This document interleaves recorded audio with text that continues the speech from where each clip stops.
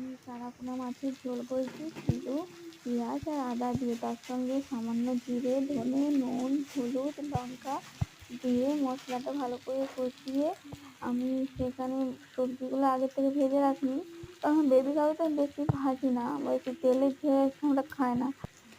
এখানে আমি এরপর সমস্ত মশলা দিয়ে মশলাটা কষিয়ে নিয়ে এবার সামান্য আলু, কুমড়ো, গাজর আর সামান্য একটু কাঁচকলা দিয়ে মশলার সঙ্গে ভালো করে কষিয়ে নেব। টমেটো দিয়েছি তার সাথে। কষানো হয়ে গেলে জল দিয়ে, দেখুন আমার মশলাটা কষা হয়ে গেছে, তেল ছেড়ে দিয়েছে। এরপর জল দিয়ে আমি মাছগুলো দিয়ে কিছুক্ষণ 30 মিনিটের জন্য ঢাকা দিয়ে দেবো। দেখো আমার রেডি।